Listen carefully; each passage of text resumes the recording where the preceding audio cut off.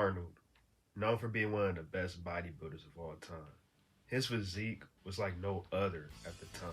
And one thing that stood out from his physique was his well developed chest.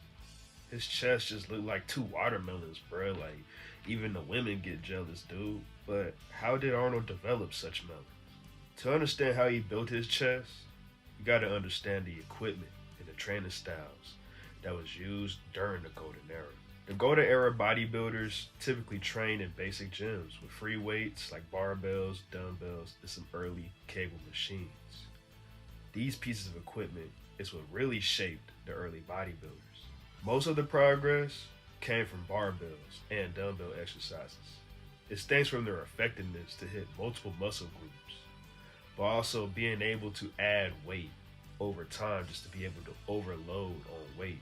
That's what helps build the mass. These exercises is what's typical, which you see in Arnold's training sessions. You want to start off with the king of all chest exercises, the bench press. The bench press is definitely responsible for building the mass of your chest. It's the foundation. For Arnold, he would typically start with this exercise once he starts his chest routine. But trust and believe this. If you master the bench press, watch how your chest fully gets developed. It's a foundation exercise, and it's a must. The incline press. The incline press is a staple for building your upper chest. And let's just say this, once you get serious with incline dumbbell pressing, barbell pressing, your chest will start to even level up higher. Like, people's gonna start noticing, for real. I'm not bullshitting you. Arnold definitely favored this exercise because it just targets that upper chest. Once you're trying to improve on your chest, one thing for certain, you want to focus on the mass builders. If you focus on flat benching and incline benching alone, trust and believe you're going to get a nice, well-developed chest. Another exercise, this exercise is really good for the stretch, dumbbell flies. Normally, Arnold does this exercise on a flat bench. Sometimes you can perform them on an incline. The best thing with this exercise is the stretch and the squeeze at the top. One thing about stretching your muscle, that's what's really going to help build your muscles. You stretch it, you're going through the range of motion. Dumbbell flies is really good for that. And the last chest exercise I want to list that normally Arnold does, and I feel like it's a really good foundation for building the chest, is dips. Dips is just another goated exercise, man.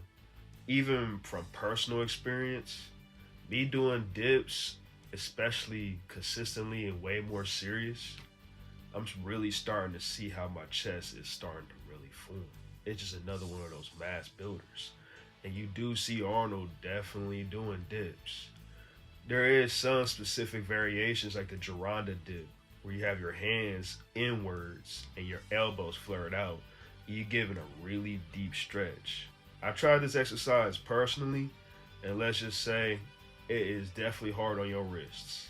But you have to work yourself up to be able to perform it. But dips in general, especially a full range, very deep range of motion dip, not only are you going to build some nice triceps and a well-developed chest, but trust and believe, people will start to notice you even in public. I'm telling you, that's how you're going to get those watermelons, and that's how Arnold built his watermelons. So another thing you have to understand is volume and frequency. During this time in the Golden Era, they train high volume and high frequency. You're training each muscle multiple times each week.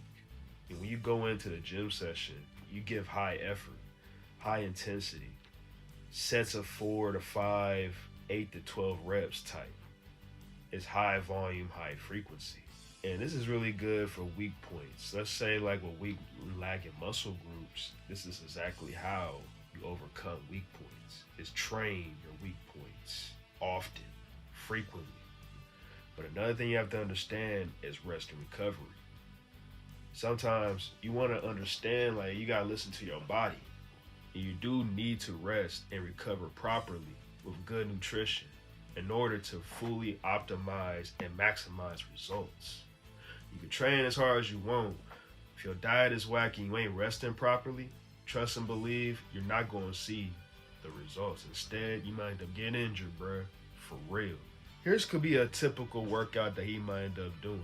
The first exercise, which is going to be a superset, which means it's going to be 2 exercises back to back. You're going to do the flat barbell bench press, supersetting with an incline barbell bench press. Now you can either do dumbbells or the barbells. It's going to be for 5 sets, and it's going to be in a pyramid. So obviously you want to do a warm-up set. You want to do maybe 30 reps. And then you're going to start getting to your working sets. You go to 12, 10, 8, down to 6 reps. The next set of exercises is going to be the dumbbell flies, supersetting with the dumbbell pullovers. 5 sets. Now, these 2 exercises, especially dumbbell pullovers, really get you in your chest. That's another underrated exercise, which I might make a video on that just alone, how effective this exercise is. So, dumbbell flies, supersetting with dumbbell pullovers. 5 sets, 30 reps, 12, 10, 8, 6.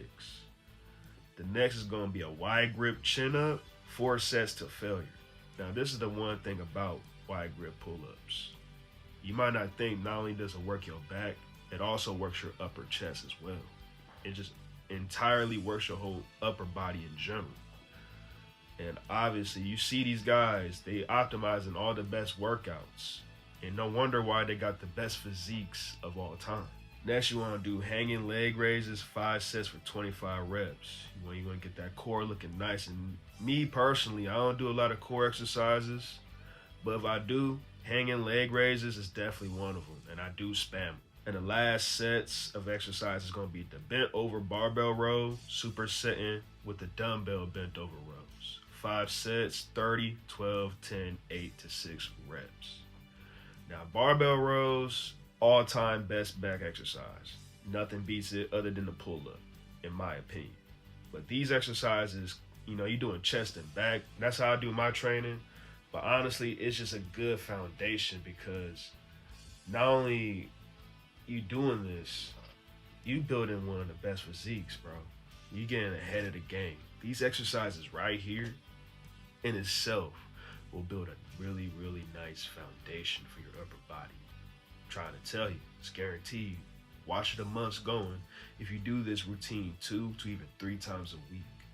Really getting serious, especially mastering the bench, the dips, the rows, all the best exercises known. You're going to get a good physique. And that's how Arnold built his chest.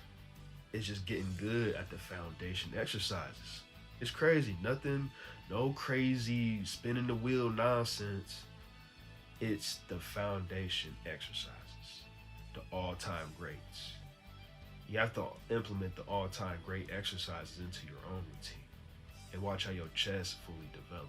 Even for me personally, I be dipping, I be benching, seriously. All types of incline pressing. I'm really focusing on my chest to build the best chest I could possibly get. Watch how my physique fully changes over the time. But Arnold, he's just a staple of what bodybuilding used to be, all about the beauty. You got my respect. You got my respect.